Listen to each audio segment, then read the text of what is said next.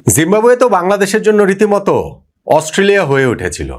মানে আমরা ভাবতে চাই যে বাংলাদেশ জিম্বাবুয়ের জন্য অস্ট্রেলিয়া হয়ে উঠবে, ওই রকম পারফরমেন্স, ওই রকম আধিপত্য, ওই রকম রাজস্বিকতাই বাংলাদেশের পারফরমেন্সে থাকবে। কিন্তু এই জিম্বাবুয়ে ট্যুরে গিয়ে বাংলাদেশের পারফরমেন্স এখন পর্যন্ত ছিল যাচ্ছে তাই হতাশাজনক।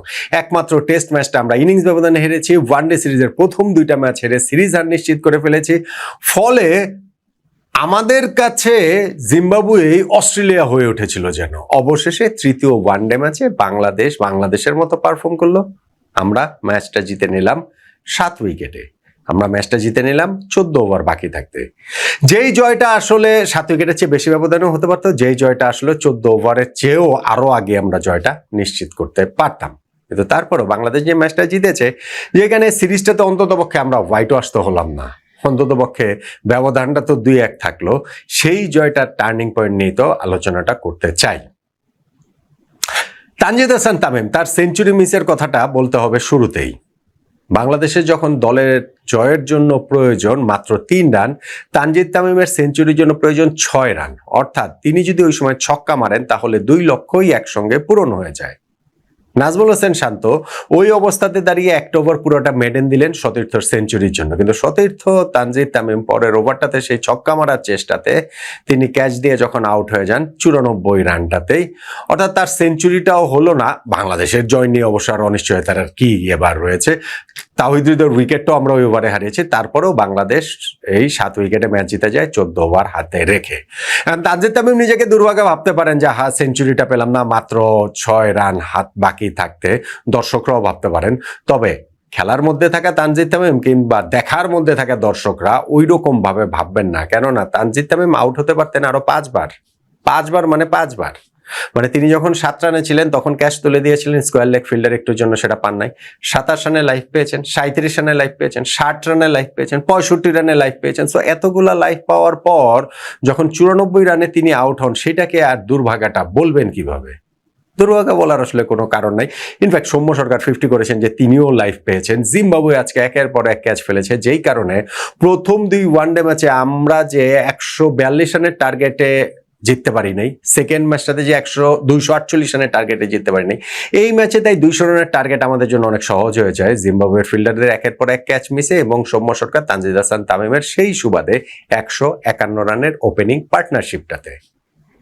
সেই ওপেনিং পার্টনারশিপেই আমরা ম্যাচ জয়টা এক অর্থে নিশ্চিত করে ফেলি। সৌম্য 69 রানে পরে গিয়ে আউট হলেও, আর তানজিদ আমি বললাম যে শেষ দিকে গিয়ে আউট হয়েছেন, কিন্তু বাংলাদেশের জয় নিয়ে কোনো সময় অনিশ্চয়তার জায়গা তৈরি হয়নি। প্রথম 10 ওভারে আমরা 59 রান তুলে ফেলেছি বিনা উইকেটে, এবং তারপরে সেই ধারাবাহিকতায় ওপেনিং পার্টনারশিপটাই 150 রানের হয়ে গিয়েছিল। এখন জিম্বাবুয়ে যে 199 রান করেছে, এর চেয়ে কম রানে আমরা তাদেরকে আটকে ফেলতে পারতাম, আটকে ফেলাটা উচিত ছিল। কিন্তু ওইখানটা তো 2টা ক্যাচ মিসের গুরুত্ব খুব বেশি। 0 রানে ওয়েসলি মাদাবেরের ক্যাচটা পয়েন্টে ফেলেছিলেন রিশাদ হোসেন, যেই মাদাবেরের 74 বলে 75 রানে একটা ইনিংস খেলেছেন।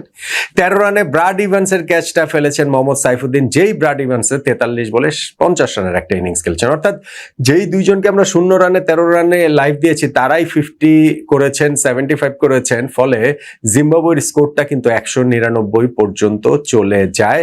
যদিও এইখানটাতে শুরুতেই আমরা ওদের 3টা উইকেট তুলে নিয়েছি, শরীফুল 2 উইকেট, তাসকিন 1 উইকেট। আবার যখন সেই পার্টনারশিপটা জমে গিয়েছিল, কায়ারও একটা স্ট্যাম্পিং চান্স ছিল, সেই পার্টনারশিপটাও তাসকিন ব্রেক করলেন। মাঝখান দিয়ে হচ্ছে গিয়ে এই ম্যাচে তানভীরকে খেলানো হয়েছে, তিনিও 2টো উইকেট পেয়েছেন। সো সব মিলিয়ে বাংলাদেশের বোলিংটাতে হচ্ছে গিয়ে জিম্বাবুয়েকে কন্টেইন করার একটা ব্যাপার ছিল। তারপরও আমরা ওদের 6 উইকেট ফেলে দিয়েছিলাম কত 107-8 রানে, সেখান থেকে 199 যে চলে গেল। আমরা যে টেইলকে আসলে মুড়ে দিতে পারি না, সেইটা আরো একবার এই ম্যাচটাতে প্রমাণিত হয়েছে।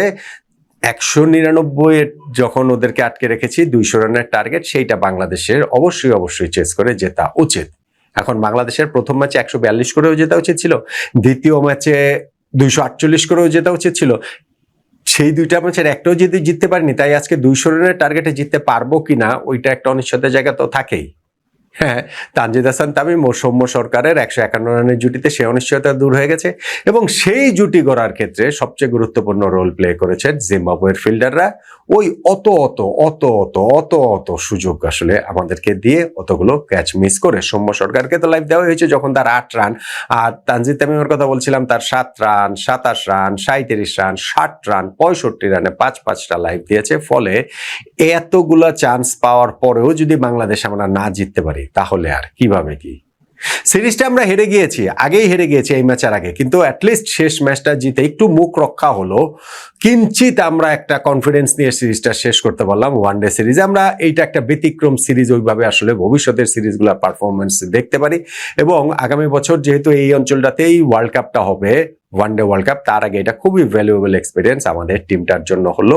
সিরিজ হারের পরও লাস্ট ম্যাচের এই জয়টা বাংলাদেশকে কনফিডেন্স দেবে নিঃসন্দেহে। আর বাংলাদেশের এই জয়ের টার্নিং পয়েন্ট প্রিটি ইজি, খুবই সহজ। সেটা হচ্ছে গিয়ে আমাদের এতগুলো সুযোগ পাওয়া।